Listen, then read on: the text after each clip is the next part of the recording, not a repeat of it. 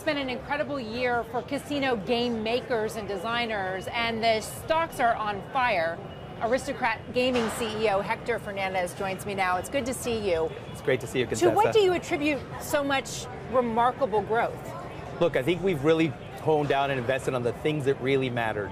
The number one thing that matters is all around D&D or R&D, and creating game content that the players want to play, and more importantly, creating strong partnerships with our customers to ensure that anytime they put our games on the floor, they know they're going to work. I went to Flutter's Investor Day a couple weeks ago, and FanDuel CEO Amy Howe was talking about their success with iGaming, and she said what they found is that they have more success with games online if they are brands that gamblers know and love from casino floors. Right.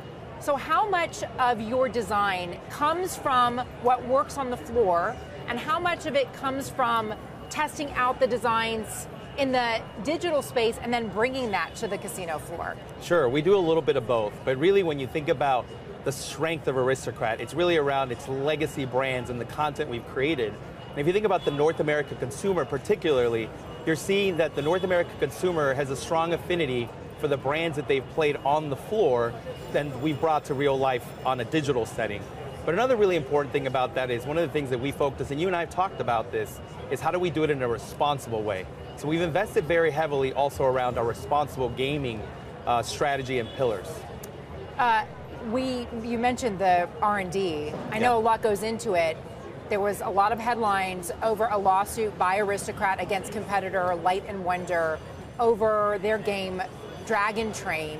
Can you talk a little bit about creating a moat around the games that you're designing? Well, you know we don't comment on ongoing litigation. One of the things that is pivotal for us is to aggressively defend our IP that we create. Okay, and you've talked to me in the past about the competitive disadvantage of non-licensed games, so skills-based games. If you see those sort of slot machines proliferate, easy for me to say. If you see them proliferate, how difficult is it for you to keep growing your business? Well, how much of a competitive disadvantage is that? We keep a very strong lens on what's happening around competitively, and we actually really like competition. Competition is actually really good for the industry. And one of the things that we do is look at industry trends and making sure that we stay ahead of those industry trends.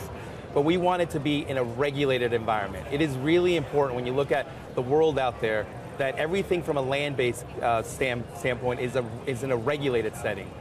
Where does the growth come from? Does it come from more states legalizing online gambling? Does it come from more growth in bricks and mortar casinos? It comes from both, and that's the beauty of the Aristocrat business, is when you look at how successful we've been over the last 5-6 years. We've grown in North America, we've grown in Asia, we've grown in Europe and Latin America, and now with the acquisition of NeoGames, we have the opportunity to grow online as states regulate iGaming. Hector, thank you for being with us.